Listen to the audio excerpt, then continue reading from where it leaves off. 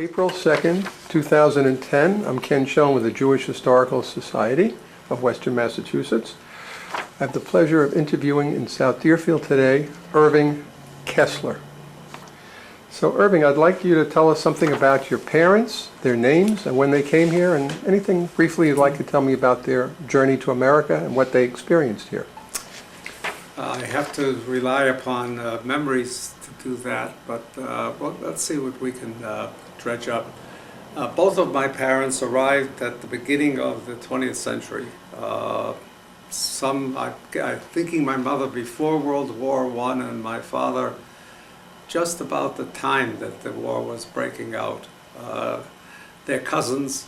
They both families lived in Volhynia, if you know where that is, the very northern part of the Ukraine. I think it's been absorbed, I'm not sure where, either in the Ukraine or the country which is above it, I can't remember the name. And Dad met my mother, I discovered later on after she divorced her first husband, who had been nasty and was a wife beater. I learned that, by the way, only after my experience in World War II, when my mother felt I was old enough to understand the family backgrounds. Dad and mother were cousins, and apparently did know one another, but did not live close enough to get actively involved until after this period. And what are their names, your parents? Celia is my mother's name. Her maiden name was? Her maiden name was Waldman, and my father is Kesselman was their name. They're now Kesslers. That was, I think, the work of my uncle, who came to this country and was married into a fairly well-to-do American Jewish family that had dry goods stores, actually, look a little bit like the surroundings that I'm in right now in this country, in New Jersey. He met his wife in New Jersey and built his own store there and became quite well-to-do. I and two other nephews were promised his estate. His brothers-in-law made absolutely certain that did not happen. He died earlier, was in an institution, and his wife just took the money, and as soon as she died, which was only months later. How old was your father and your mother when they came over here? Dad was older. My mother, I'm guessing, was a teenager and married as a teenager, like 18 or 17. And your father? Dad was a little bit older. He always was. He lived until 93, and some of us thought he was older than that when he passed away. And I guess it was Massachusetts or Connecticut. I'm not even sure where he was living at that particular time. But Dad came to Boston because a cousin had a very fine store that he wanted him to try to use. Dad had no experience at all with food, and yet he became I'm guessing, one of the best meat cutters in the area. I know I used to go to the market with him. He knew how to select the finest cuts of beef. People had a high respect for him in his trade. So he became a butcher? He became a butcher and a storekeeper. At that time, there were no supermarkets. East Somerville was a massive home for tens of thousands of Irish immigrants, primarily Catholics. Dad was able to become very close to them. I delivered orders for him, so that I got to know some of his customers quite well, and they had high regard for his. When he says, "Pick this piece of meat, you'll find out here, you'll love it," he was right. He knew exactly. He knew his business. By the time I got into the picture, which was when I was old enough to drive. Before that, I delivered orders. And he had a partner who provided the financing. A partner who was the brother-in-law of a cousin whose brother had owned that particular store, and then sold it and got into a more lucrative one. Oh, he sold it in order to sell whiskey. What was the name of the butcher shop? Quincy Cash Market. Remember the street it was on? Yeah, it's right on Broadway. It was right at the beginning, at the line between Somerville and Charlestown. Sullivan Square. You could walk 3 blocks and be in one of the main anchors of the subway system of Boston. This Did he happens have, to be up did he have above. much competition? At that time, he had competition at other small stores, but he had no real competition, which turned out to be later on, when we sold the store, got out of there, the supermarkets. Supermarkets just killed the small butcher shops completely. So what years did your family live in Somerville? From the beginning, they married, I think, in 1920 or 21, because I was born in 1922. I'm assuming no one ever told me this, that I was born about a year and a half after we were born. We were living down, up the street, or down on Broadway itself, and I never told you that, Greta, did I? To the side. But we soon moved to the building that his partner obtained with the wife's money. The wife got it from her brother who had owned the store before, a man named Cohen, the Cohens. There were maybe 5 Jewish families living among 50 to 70,000 people at that particular time in that area. I don't believe there are any more Jews there now, although there is still a beautiful synagogue at the top of a hill about a mile away, where Medford, Arlington, Somerville, and East Cambridge come together. And there you find a pretty good congregation. And up until today it's an eclectic kind of an institution that's working with people who don't want to pray in the usual manners. They're creating their own services, for example. How conscious were you of being Jewish growing up in Somerville? I was and I wasn't. I became fairly friendly with a couple of the non-Jewish Catholics. One was an Italian, the son of an Italian family, Vincent Piano, who became the director, by the way, of the Boston Garden later on in life. Vinny and I became very close friends. And yet, the memory that sticks in my mind the most, in answer to your question, is a very sad one. I remember with my cousin, whose name was Parker, Bukowski at that time, going home from school and being besieged by about 9 or 10, it seemed to me like a big mob of much older boys, who forced us on the main street of Somerville, Broadway, to kneel on the sidewalk and pray forgiveness to Jesus Christ for crucifying him. And we refused to do that, after all. I mean, we don't. And we're there, and they're hitting us in the shoulders and back. How old were you at that point? I must have been about, what grade would it have been? It was most likely the 3rd or 4th grade, so I had not been bar mitzvahed yet. Were these kids you knew or strangers? No, they were not kids I knew. And But yet, they knew you were Jewish? They knew I was Jewish because someone must have told me. We used to make that trip every day, walking down the hill from Hebrew school, which was over a mile away, by the way. Nobody had anything but walking as a way of getting to any school. The regular school system, for example, was also set up with no buses. You never saw a school bus, no matter how far you lived from school. I lived about a mile and a half from the high school. No one suggested that was any problem at all. So you were going home from Hebrew school? I was going home from Hebrew school then. What was the Hebrew school like? We liked it and we didn't like it. I enjoyed. We had about 16 children in my class. I remember it was over a dozen, and they were from all these cities that I was telling you about. And the school and the shul still exist. They're actually expanding it now. What was the name of it? Do you remember? Yeah, Temple B'nai B'rith. And it was Temple. And this was a conservative, reform? It was nothing at that time. It was generic. Dad was one of those who helped set it up, and I think the services were pretty much what is conservative today. They cut out some pieces. And the conservative movement was just getting started in the 1920s, if I'm not mistaken. How good was your education, Jewish education? Fair. Fair. I never learned to speak Hebrew well, although I practically lived in Israel. We did for all kinds, but I'm bad with languages. How observant were your parents? Very.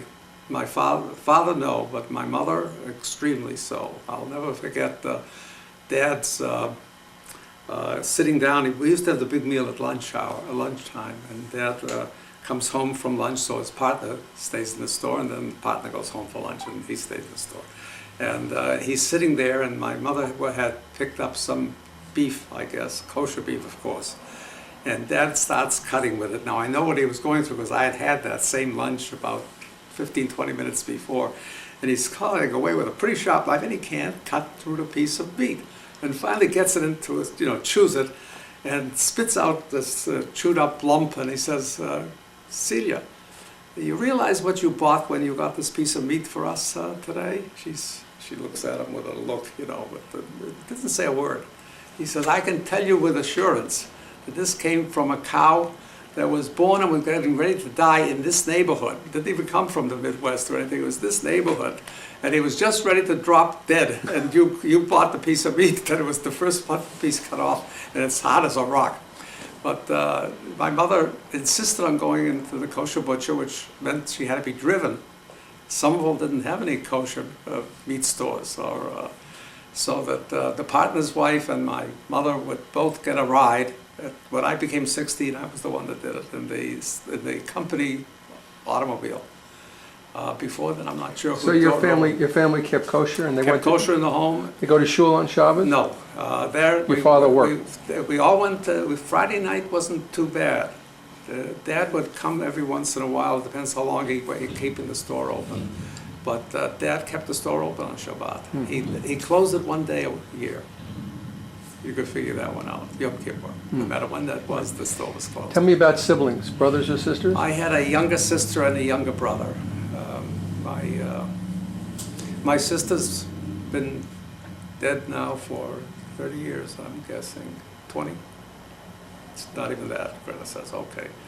Her name was? I'm blocking. Okay. Triber. Triber. And her first name? Gisa. Gertrude Miriam. Gertrude Miriam. Yeah. Did she get married? She did, and she married a boy across the way a couple of blocks down who was my only Jewish friend living anywhere near us. And he was named Barney Triber. Bernard. He died. He was in the war with me. I enlisted. He waited to be drafted, and yet we wound up in Europe almost at the same time. And I actually saw him once by visiting his outfit. Do they have children? Yes, there are two lovely young women. One has a daughter, and who is very bright and actually working with not a trade union, but a professional organization. What did Bernie end up doing for a living? A million different things. Okay. Bernie kept trying to be a millionaire and died in poverty. And what about your other sibling? George is an attorney. He became went to BU, and BU would give you an attorney's degree, I think, at the 50th year or something like that. And he lives now in Lynn. He owned it's Swampscott, I'm sorry. Lynn's the big city next to Swampscott. Okay, yeah. Do you know the area? Yeah. He has a lovely apartment, and fairly new for at least our times, condominium. Okay. So I have my brother still alive. We're fairly, I would say, closely, we see one another about the average of once a month. I see my children much more often. Tell me about your children, their names, their ages, what they do, and your grandchildren. Would you give us all the names? Go ahead. 4 children? Oh. She's giving me hints. Go ahead, say them. I ought to describe what my current stage is in life. I'm 88 years old. I passed that landmark, I guess, about 3 months ago now. It's old. Yeah, it's February, whatever it is. We're still March. It's only a month and a half. Yeah. And I had at that particular time, who was it?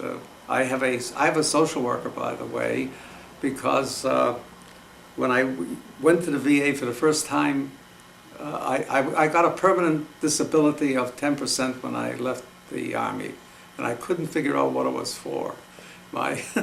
I asked the physician there, who insisted I get it, to tell me why, and he said, well, we understand you. You seem to be standing an awfully long time. Your legs are not what they used to be when you came into the Army. Okay. So I said, fine, I don't mind taking it. When I came to Newport, though, we discovered that there was a VA hospital and nearby and a VA center in Newport. So I visited it once. And one of the early things they did was ask me to tell my story of the war. And I hit a point where, I hope I don't do it now, I was wanting to visit Barney, my brother-in-law to be. I knew at that time he was engaged to my sister. And we had arranged to meet in London, and my air base was outside of Oxford. So I get into a train, come down there, and I get in line for a billet. And met two guys behind me say, do you mind if we get in front of you? Those are our buddies in front of you, and they're being assigned to a house in London. We hear, and if you don't mind, and I had actually wanted to stay more in there's some community centers that had housing for the soldiers. So I said, no, go ahead in front of me. Their house was hit directly by a German bomb, and everyone in it was killed. I was in someplace else, Right. and therefore I remained alive. The same time, if you want to talk about what fate will do,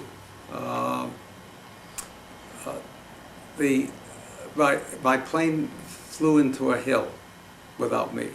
And the reason for it, because when I found it out, was they didn't turn on my equipment, which gives the altimeter a boost. And why weren't you on that plane? I was in London, that's why I wasn't on the plane. They Otherwise did you fly. would have been on that plane. I would have been on that plane. Now, the chances are I would have been watching, and they would have all escaped. Oh. And that's what drives me nuts all the time. So you feel in some And way when I told that responsible. story in Newport, when I got there, I started crying. I do every once in a while. I've lived through it more or less now, I think the last 10, 15 years. But up until about 10 years ago, I couldn't tell it without tears. I have them now in my eyes. Because of not my impending, I think I would have saved their lives. I don't think they would have crashed. I think I would have had the equipment on. I would have known the hill was coming, and instead of, I think it was 8 or 9 people were killed. There were 3 planes involved in that crash. Three I found the planes? place, yeah, Three because they had 2 planes? wing planes. Oh. Our plane was the lead plane and was lowest, and it crashed hard into it. Everyone died. The other 2 planes lost 1 or 2 people in them. I actually found the place. We went back to England and saw it. I was at their funeral. So you suffered. And I still do. Suffer through the years. I still over do. this. It doesn't happen. Anyway, this happened. I started crying when I'm there at the VA. That's what I'm telling you about. They said, well, you'll need a social worker, as well as, and we'll look at you every, you'll be one of our clients, I guess. So I see a doctor every year. She's a very nice lady. Tell me about, since we went there, tell me about your service in the war. You enlisted, and you tell me you fought in the Bulge. I enlisted, but you were doing radar, you said. Right. You were radar man. I enlisted in, let's say I was in for a total of 3 years, so you can figure out. And I was thrown out of the war. I was thrown out, or I wanted to stay, so I figured I didn't remain in the Army. And I was dismissed exactly 3 years after I enlisted. Now, I didn't go to full service. I was in the, until 4 months later. The theory behind it was the schools were all speeding up their teaching, the colleges. And I figured I would get my last 2 years in before they sent me into the, or maybe go into the war. It didn't work that way. The invasion of North Africa created a tremendous loss of personnel. And they just called every one of us up. So all of us at Tufts, I was at Tufts University, went in at the same time. There were about 10 of us at that time. It was an interesting war because we had a certain, because we had enlisted and because we had the brain power to do it, they put us into studying this new radar systems that they had. I became one of the experts on the beacon that they used. So I used the beacon to bring in planes, so planes could fly during the fogs. And in the Battle of the Bulge, I volunteered. I volunteered twice. One time was nice, a wonderful trip down to the southern France and the Mediterranean. And this time I'm volunteering, and they shipped me to, of all things, the Battle of the Bulge. I had no idea the Battle of the Bulge was battling. It was before the public knew that the lines had been broken and the Germans were pouring through. And there were an airfield on the Belgian border, and it was a hairy kind of an experience. I was strafed one time, but they really almost got me in my radio. I had a radio man who was a sergeant, and I was a corporal. I was in charge. And the plane made a couple of passes trying to get us because they saw us actually. The plane came down. It didn't hit us, but it hit one of the planes that were docked, I guess is the word, or parked on that field, that had not emptied its bombs, and that blew up, and close enough to us so that the fragments were whistling past our ears. It was the closest I came to being killed during the war. I had done the job previously of the training of the, nobody knows about this, by the way, I do now, because a German submarine got involved in it, a couple of submarines. And the American troops that were making a practice landing on southern England were hit by German subs, and I did a turning point. I had my beacon at a place when they went over it. If I coded in a code and they answered with a code, they made a 90-degree turn over me, and they all did for 4 hours. All through the evening, by the way. I did not know that on the other end of it, the landing was also a disaster, because a German sub got in and knocked out about 4 or 5 ships of men landing, and we lost hundreds of men. You didn't know that? Never told to us until I found out 40 years after the war. But it was, nobody was firing on me except I had to use my hand. That was the crazy part about it. Because I did that, they took all the equipment, by the way, and changed it so it could be automatically done. Just press one button, and the code that they put in worked. Right. That was the good part about it. I did not use that equipment. No, I did. That was the same equipment I was using in the Battle of the Bulge. So after the Battle of the Bulge, we went back to England, and then from England back, we were sent to France. We were in France. So we were involved in the invasion. That was the guts of our unit was us, the radar men, and they wouldn't let us fly. And I remember our major, they had sent a major in at that time, comes in and he shakes a letter, and he says, "You see that red rib around it, or red?" I said, "Yeah." He said, "That says that it's top important, and that we better do what it says." And what it said, he let us all read it. How many of us were there? I think it was 8 of us. What it said was the radar men would not be allowed to be involved in the dangers of the invasion. Sure, you were too important. 3 days later, we were allowed to fly. So I did fly to they'd already built a field. We met when Greta and I went to see what we had done that time. Because of the 50th anniversary, I began to cry. And I'm watching the president make a speech on the beaches.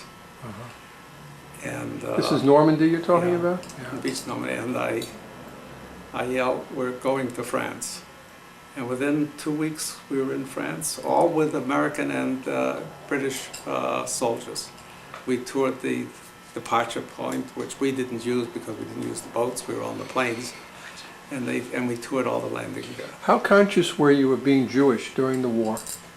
I was. In what way? Well, I'll give you a very interesting little story. I was, I guess we were given assignments as the cots to live in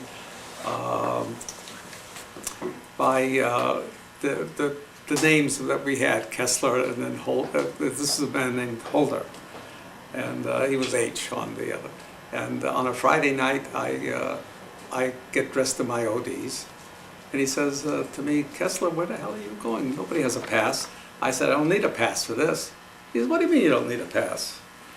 I said, well, we have services at the chapel.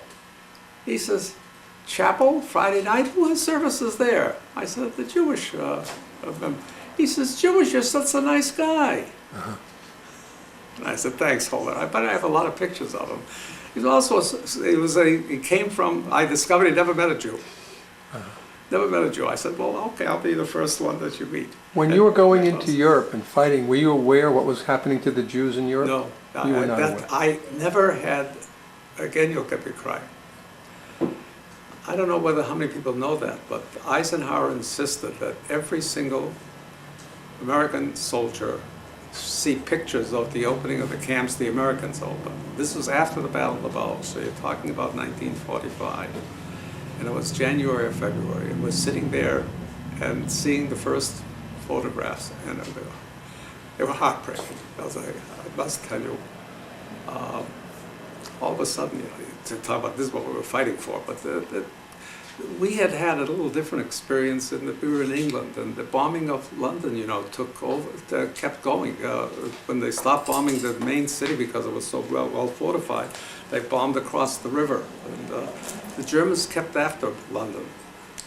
It was a mess, actually, but that's what I knew about. I did not know about that massacre of the Jews, and I saw a picture of it, which was frightening. Let's go on now, if we can, to the war has ended and you've come back. Mm-hmm. You've gone back to college, and war was winding down after my Battle of the Bulge experiences, which were more than most of my buddies all had in terms of being directly involved in the war. We flew quite a bit, but the Troop Carrier Command's Pathfinder unit, by the way, which was supposed to be a separate unit with tremendous responsibilities, but we had ego you can't imagine. I helped design, I take these diversions, I helped design a patch, which is a winged torch, which we all wore. The government of the United States allowed it to, now we all, that meant about 43 people wore it. Only 43, you still see it, by the way, for sale in magazines, you know, the books that allow soldiers to find their own okay, stuff. tell me about the plane with the refugees. We're again, this is, we were landing in a air base very close to oh my God, what's the name of the country? France? Italy? No, up in the corner. The Germans swallowed up very quickly. They Czechoslovakia. Czechoslovakia. We're talking about Czechoslovakia and that particular field, and for the first time we had people who had escaped from Czechoslovakia being sent across to France. And our plane, since it had flown munitions and other things to right outside of Czechoslovakia, Regensburg, it was Regensburg. It sounds like Regensburg. Flew them back on the way home, and these were people who I could tell were Jewish somewhere, and told the story basically. I don't want to go over what the Germans had been doing to the Jews. This is before I saw the photos, the movies. The movies told it even more dramatically because you saw these sticks of people that were left alive in the camps that had been working for them, and only because we did this before the Germans had time to kill them, because the Germans killed as they didn't want Jews to get away. So you saw a plane load of refugees? I was in the plane. Yeah. We took them back. We took see. them from Regensburg. So I went to sat among them. That was what it was. And that experience? That experience told me about what the Germans had been doing. I first learned later on. Eisenhower had us see a movie. Okay, so did that experience influence you? Is Yeah, that what was what I was trying to tell you. Okay, Yeah, so okay. I had to make sure that this wouldn't happen again. That was going to be my life's work, and it turned out to be, interestingly enough. How did that happen? How did this experience lead to what became your Well, life's first work? of all, when left, when I got back home, and home is Somerville, remember, you have to recognize Jews were 0.5% of the Somerville. We were living not among Jews at all the time, and which was not unpleasant. I was very close to young men who the experience of having that I already told you about, of being forced onto your knees and begging Jesus, that would take place, but it wasn't later life. I can see it as not a funny thing, but it wasn't that horrible. What happened actually is that I decided I was going to go to live in Israel and be part of the Israeli system. And interestingly enough, I'll just skip over all of this. I became president of the ISFA, that's the Student Zionist group in Columbia University. I was studying international law. My task at that time was to learn Hebrew as well as international law, and I was having an awful lot of trouble with the Hebrew. It just wasn't happening, and I remember being called on by a man who, oh my God, I'm blocking his name, who became the head of the Israeli Foreign Service a little while later, and at that time Moshe Sharet? No. It wasn't Sharet, it's that Close group, by the way. Okay. And the interesting part about it is that the mayor of Jerusalem for many, many years, Teddy Kollek. Teddy Kollek, Yeah. was then stationed in New York. I didn't Right, know he was that. raising funds and munitions and Well, things. you yeah. got it. Yeah. And also he found me. Uh-huh. And Teddy's interest in Irving Kessler became part of this whole story, very much so.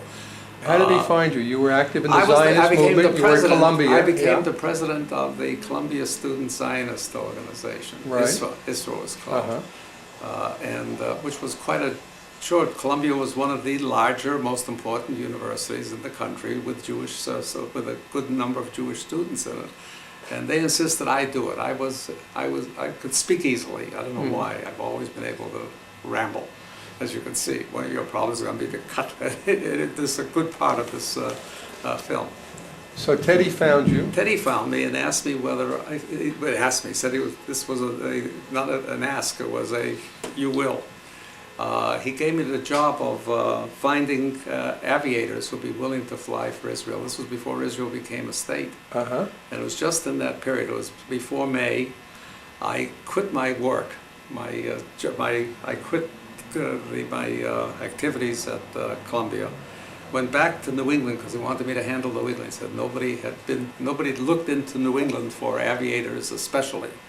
And I said, well, what about radar operators? Uh-huh. He said, we ain't come to that yet, we don't have that yet. Right. And, but I spent the next 4 months recruiting on the telephone and from a place called Zionist House in a little room in the top floor where I was supposed to be secret. But then it became, I got a notification by phone at home that they think that either the government or Jew haters know that we're doing that and that I'm one of their people, that I should stop using the telephone in Zionist House. Uh-huh. So I found the telephone in a nearby hotel. How did you find these aviators? Did you have a list from the war? How did you find them? That's wonderful. I discovered something. Funny, they didn't know it, and I didn't know it, but I made a lucky telephone call. The community center sent me to the Jewish Welfare Board. Jewish Welfare Board had the list. Every single one. Of aviators who had All come back, aviators. all Jewish? Yeah. Uh-huh. And that was one. They had lists of various parts of the Army and the Navy. Uh-huh. So how many aviators would you say you called, and how many responded to your call and went over? I know, let's start with the last one. I never knew who went over, but I found out in later life, I discovered that I was called by one of the men I interviewed, and he said, and the mail is a book that I've just written of my experiences in Israel as part of the Israeli Air Corps, and tell me whether you enjoy it. I got it, I read it, I lent it to someone, and I never gotten it back, and I don't know where it is. Remember so- his name? No, no, I happen to have a list of names, and I think You still I have the know it. list? I just got it. Good. Would you be surprised to not learn that I just found out how many came from New England? Quite a few did.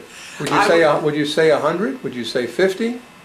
Altogether, there was at least 50 American pilots involved in the fighting during the war that broke out at the beginning of the Jewish state. Would you 48. Okay, so you were 48. responsible for recruiting a fair number. I'm guessing a half a dozen. What of did you them. promise them? What was the terms of their going Nothing. over? You just said you're going over to fly. If you want, we got an exciting thing. Is what I promised them excitement that they got. And what kind of planes were they going to fly? They had, that was the interesting part of it. The book at least told me what my guy did, the one that I remembered, and wrote a book about it. And that was they'd been able to get the French had done very wonderful things were very much in support, much more than the Americans at that time, of a Jewish state. I don't know if you're aware of that. And the French actually sold them two things. One, their own planes. Secondly, told them where they could get captured German aircraft. And I didn't know this until only about 20 years ago. And they fly broken down German airplanes, broken down into various parts, inside of a larger carrier plane, like the one I was involved with, by the way. I was involved with the C-47s. So these planes were then flown to Tel Aviv? They were flown to the airport? that now, the one near where it now exists. It was built by the British. Right, so this is before And the war broke out, this is these before planes the were war, flown in. And just at the time the state was being, it overlapped because don't forget we got the United Nations to agree to it. So we knew 2 months beforehand that they were going to be there. And the British were already moving out of what they had called dangerous to them stations, including the airfield. They didn't want to have the Arabs bombing them just because they're sitting in the airfield. They're going to be giving it away to a Jewish state. And that's so they pull out the British. The British went to Haifa. There was another little field in Haifa that they used. And that's the field that the Israelis took? And no, they took the big one in Lud. At Lud. Where? In Lud. In Lud. Which today is the major airfield. And now there, it's already a much larger. Okay. So you got recruited by Teddy Kollek. Yep. And found a job. What was the job? What was the job that resulted from this? I was paid $25 a week to get these air pilot. That was a job. That was the job. I was paid. Before that, I had no pay at all. And how long? Don't forget, I didn't have anything. My parents were fairly poor. Number one. Number two, I didn't have any. I did have. I had a 10% disability. So you got some income. And at that time, the 10% disability was worth, I think, $20 a month. You couldn't eat very much on it, but I remember it made the difference on what sandwich I could order when I was going to Columbia. I could order a more expensive sandwich that would cost 35 cents instead of 25. So you became an employee of the Jewish agency? For a little while. Yeah. Recruiting. And what happened after that? How did you continue? In the same vein, I went from that to the Histadrut campaign. The Histadrut campaign had a nice office in the greater Boston area. I got to know because they helped me tremendously with the names of people for the Air Force business. That's where I worked on every resource I could get to supplement the list that I had. And the list I had, as you know, was the Jewish Welfare Board because they were servicing them. But they had others. We had to scramble for that purpose. Yeah. They were the best ones in terms of helping my work. They had two younger men working with an old-timer who was the brother of the director of the Histadrut campaign in the United States. He was in charge of the New England office. Now, there was a Histadrut campaign then. One of the largest forces that put together the country of Israel was the Histadrut. The trade union, which included all the kibbutzim, had not wanted to have a Jewish state at that time. There wouldn't have been one. So Ben-Gurion was a leader of the Histadrut. All of the top leaders, all the leaders of the 1948 to 1970 or 1990 actually, were from the Histadrut camp. So what were you doing for Histadrut? Were you raising money? Yeah, What were you doing? at that time I did a lot of things. I went to work for the Histadrut campaign that took place in New England. I was the assistant director of the New England campaign. Did a lot of traveling around New England. In fact, I came to here before you had any close ties. My daughter You came lives to here. Northampton? Came to Northampton. Do you remember coming to Northampton? Yeah, and I can't remember now. What I'm trying to remember is how much money I got. The usual one was, I remember that period, in the 1948 period, $100 was considered a fairly large contribution by an organized community. So you went to synagogues and gave talks? I went primarily, if they were offices of federations, if they had started at that point yet. In these smaller communities, they started later, most of them. But I went to everything. Went to synagogues, other Jewish organizations. Usually, you're right, talking. That's why I talk. So you would talk about the need to I help. talk about the need for moving people. And my greatest accomplishment was the breaking what we had a roadblock on the black Jews coming to Israel. I have a man who's written a book that he sold with my name in it, by the way, telling how that he did it all. It wasn't true. The Israelis knew about the black Jews in Ethiopia. Mhm. They knew that they hadn't yet gotten the chief rabbinate to accept them as Jews. You should know that. That was the major problem. One of the big problems with Ben Gurion and Golda Meir was keep the Orthodox quiet. I mean, don't let them ever be opposed to you. And it meant sometimes giving up on certain things. The Ethiopians was one of them. We had a large group of Ethiopians that had crossed the border into Sudan at this particular time. What year am I talking about? It was fairly early in my work, so it had to be in the 50s or 60s. You were the first The group. 80s, no? Are you talking about the You're recent? talking You're about- talking about the Not the recent? recent ones, no, no, The no. recent airlift or before No, the no, recent no. airlift? The first airlift was my airlift, you should know, in spite of a book that says that. So you're not talking about mentions the my name. 80s, you're talking before that? No, I'm talking about the 80s, I'm sorry. You're Okay, right, so that's a because major airlift. That, okay. the first major airlift was from the Sudan, not from Ethiopia. The second one, Solomon, was from Ethiopia. And you're working for which agency And then? I'm at that time finishing my work. Oh, I'm already in charge of, we'll start. Well, just tell us who you're working I was for right working for the then. United Israel Appeal. The United Israel Appeal is the owner of the National United Jewish Appeal. Okay, you're working Of for... record, owner of record. Okay, And what happened was that I had to get the cash in to Israel. My job was getting bank loans from the time that we didn't have payments. Most of you know this because you're involved in it, yet you let it go over your heads. And that is, people make pledges. They'll make a pledge to the Northampton campaign. They'll pay it absolutely in December because they won't get it on their tax return if they don't pay it. So they pay it then. What do you do between the pledge making in May or June, which is when most of this is done, and December? At least for the people waiting to go from, let's say, the Soviet Union at that time to Israel, or from Ethiopia to Israel. Well, you get Kessler. Kessler goes to the banks and begs the banks to give us loans, short-term loans, 6-month loans. I discovered something called the oh my God, I'm blocking. There's the best rate for bank loans is well, whatever it is, it's at least 1% cheaper than all the best rates you get out of a bank, no matter how big you are or how important you are.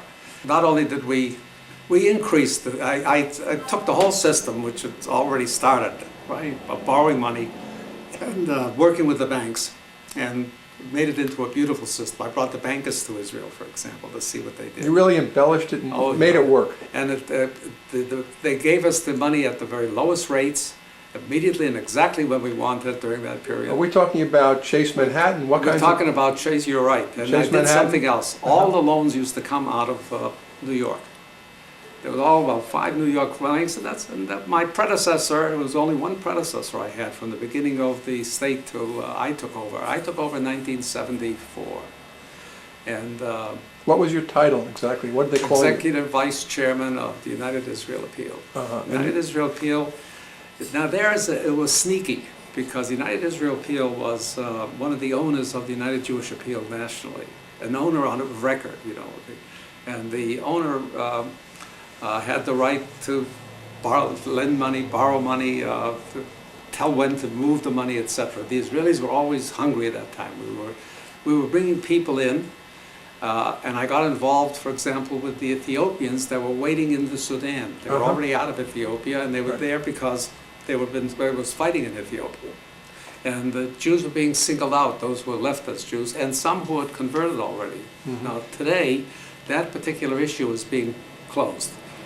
Those who converted, and they're usually the second and third and fourth generation, come back to Judaism and are coming to Israel. They're having a lot of trouble because they're black.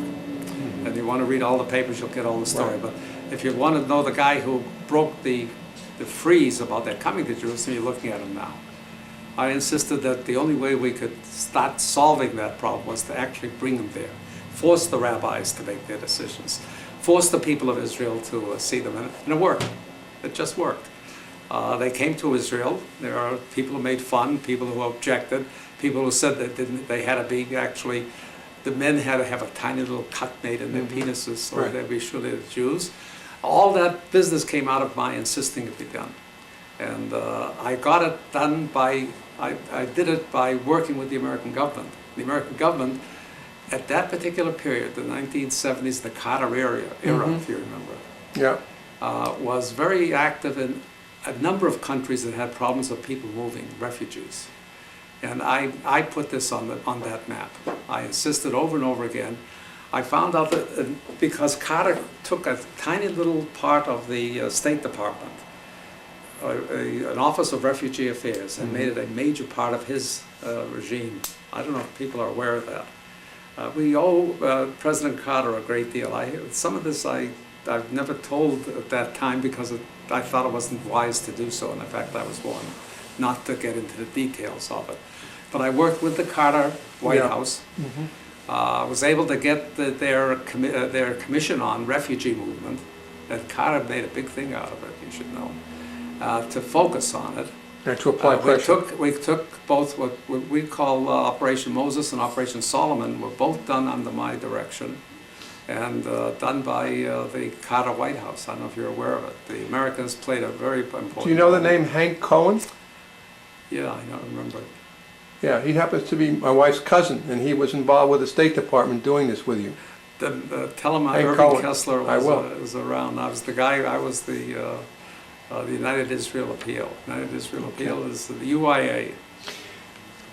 Tell me about then, you have here, what about the Russian Jewry? Was that? Well, that was they were a tough problem.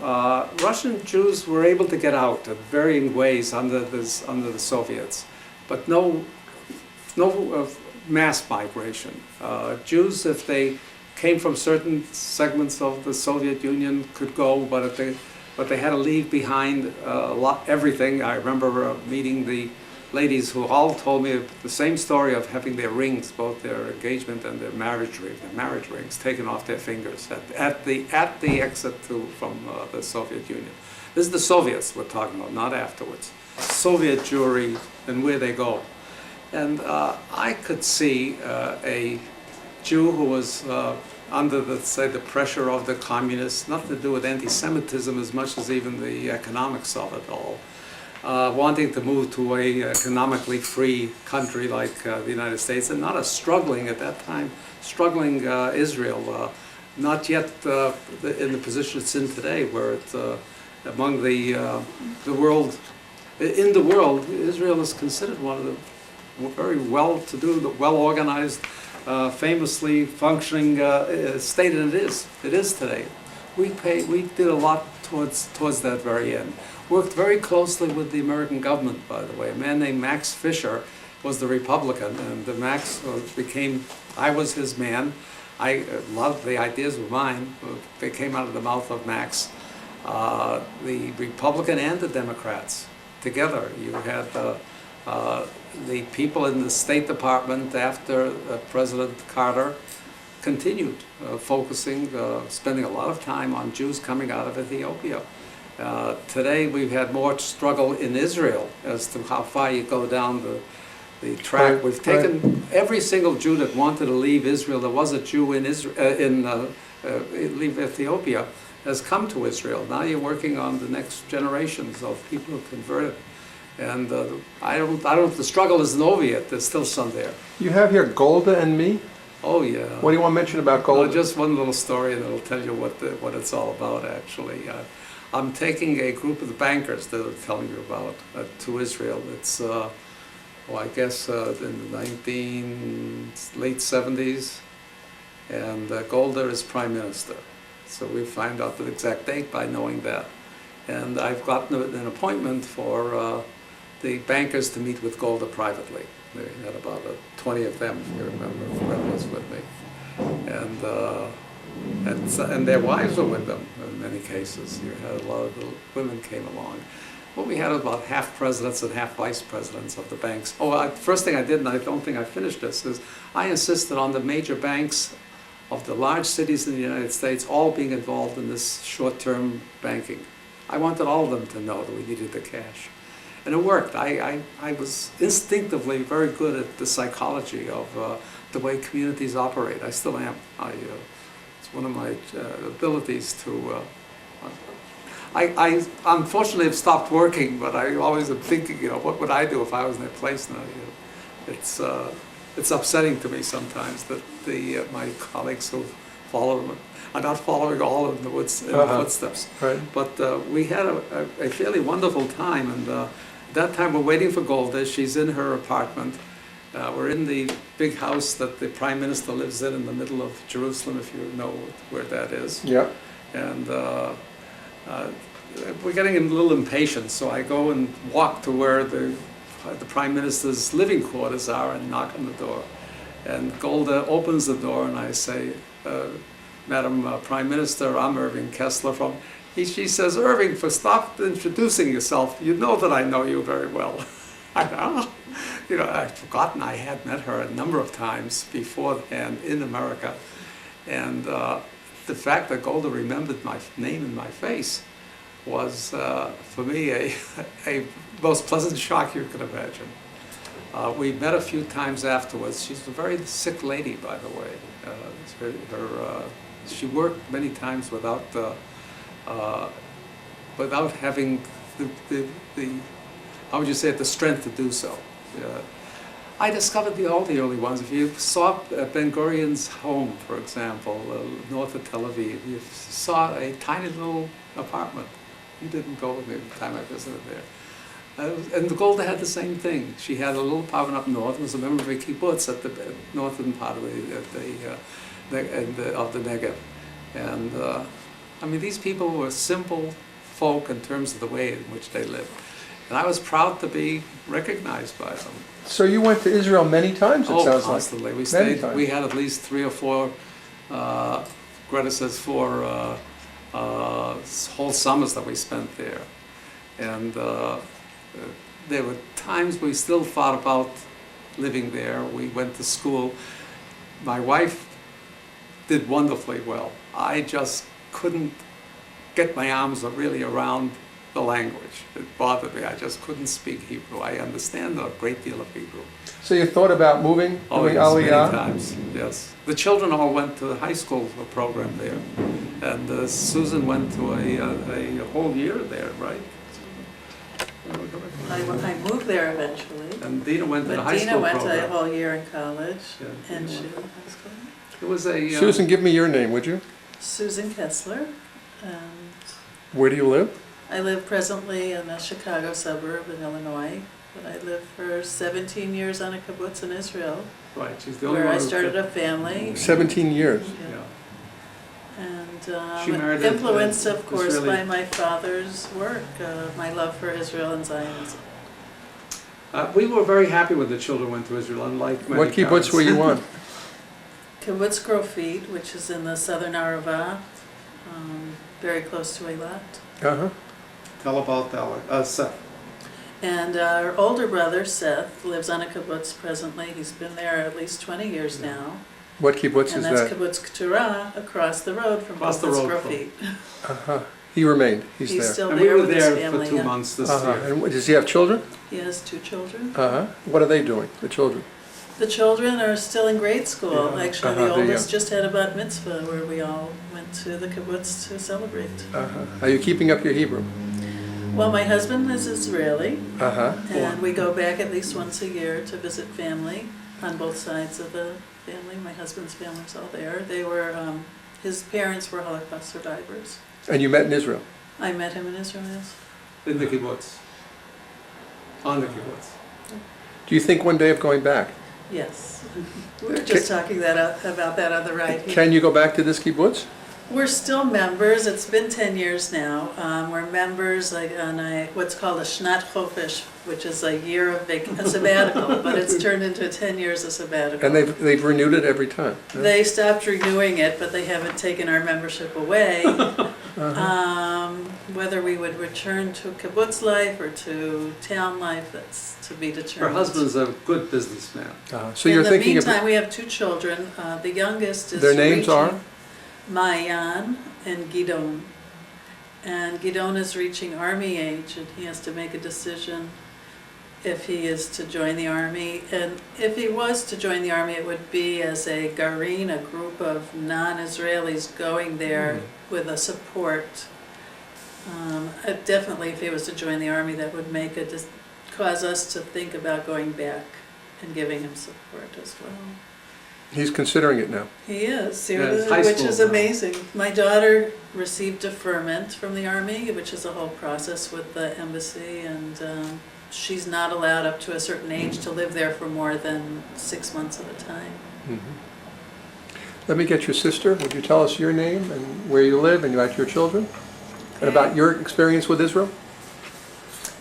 I'm Dina Sarvet, married to Barry Sarvet. We live in Northampton, Mass, and have 3 children, ages 14, 17, and 19.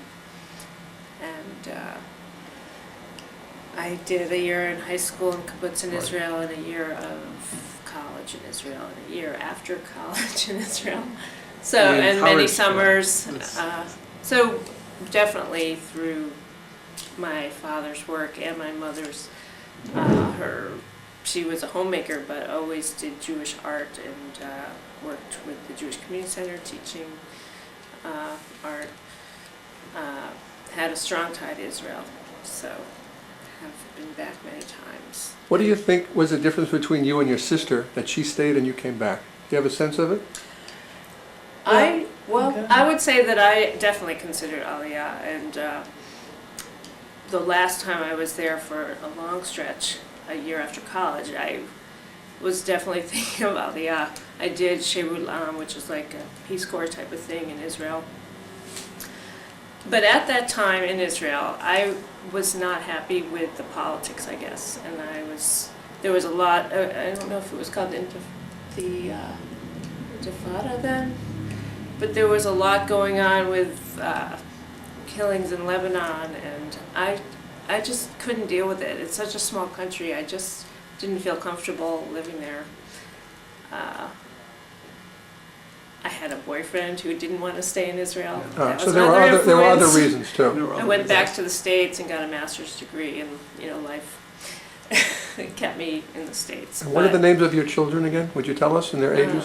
Galit is 14, Samantha 17, Aaron is 19. Okay. So, Do you have any other siblings? There's a younger brother, Yeah, what is his and name? his name is Alexander, and he also lives in Northampton area. And he also did the 10th grade program on Kfar Blum, Yeah. and stays in touch with the friends he made there. Getting back, can I just say a couple of things about why I did move to Israel? I lived on the kibbutz for a summer, and then again another half a year as a volunteer, and I think I fell in love with, besides the country in general and my knowledge of Judaism and Zionism, the kibbutz lifestyle, the socialism aspect of it, but also the community of Jewish socialism And that's what pulled me back to Israel and wanting to live in that lifestyle. Fascinating but kibbutz what- she lives on now, by the I way. think also what I remember very strongly at age 12, 13, learning about the Holocaust Yeah. in Hebrew school. And that being a real slap in the face of identity and history and not wanting it ever to happen again. And so those two forces, besides living it through our family life and the work my father did, were very instrumental in deciding Israel must exist, and what can I do to help it continue to exist. So it is a little, I do have problems not living in Israel right now and being back in America, but that's the way it is That's the today. way it is. Let me Yes, yes, let you me- should. I was going to say, Greta is the key to all of Yeah, this. Greta, would you like to say a few words about your connection? Come on, Greta, this is your chance. Go ahead. One of the things that has promulgated me in what I do is that when I was 20, somebody said to me, there is no such thing as Jewish art. Well, of course, you've got books and books and books back there. I have spent the rest of my life, and I'm 83, making Jewish art and learning about, and my hero is Irving. Even at this stage of our lives, that in my life I wanted somebody whose life was Jewish, whose goals were Jewish. And coming from Newport, Rhode Island, you would think that there would be Jewish life there. We moved back there, and I am lost as far as Jewish life. It doesn't exist. We go to synagogue, The oldest synagogue is and empty. it's pathetic, you know. I don't want to be quoted here, but the thing is that our life is tied in with Israel. That's what our generation looked for. You say in the prayers the first flowering of our redemption, right? Well, it's real. It's real in our children. I thought our best Hebrew speaker was Dina, who would naturally be going to Israel. The two oldest children made Aliyah, Susan before Seth.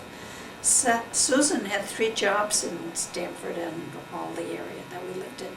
It was very frustrating, and she moved on. Seth was sailing around the world. He's a professional sailor. And he moved on.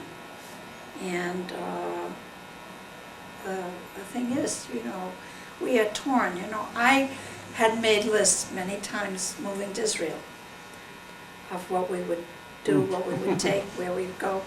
But he said he could do more for Israel where he was in his jobs, as you could see and you've heard, than if we were there.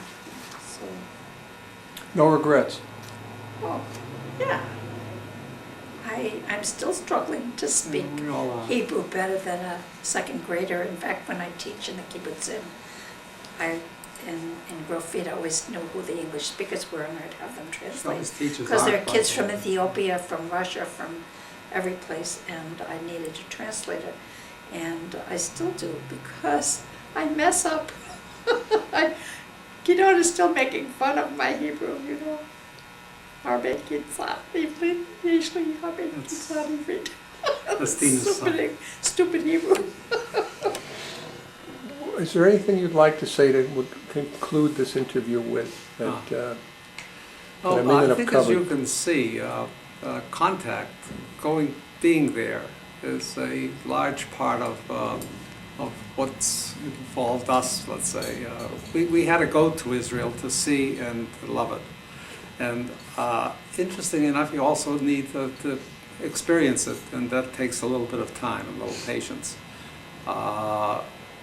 Most people who do go, if they don't insist on these 9-day wonder trips, but try at least to spend 2 to 4 weeks in Israel, find some part of the country that's wonderful, only because Jews aren't there by sufferance. And I can't tell you that here I discover that no matter how much although something's happened, I no longer hide the fact that I've worked for Israel, that I'm a Jew, and that very much Walt is one. There was a time in my life when I just plain went out of my way not to telegraph all of that. I think it was broken by the trip with the bankers, who envied me. Fascinating. Because Jews are in this country, I think, have turned a corner, which says, yeah, there may be anti-Semites around, but a lot of them say they wish they were Jews. What we do with it, of course, is going to be the real test of our, and what we do with our relationships to Israel will be some part of that test. And I want to thank you, by the way, for allowing me to give you this We're very material. thankful to you for giving us this interview. Well, Thank you. Sure, it's interesting, just come to an end. Greta's insisted on bringing what turned out to be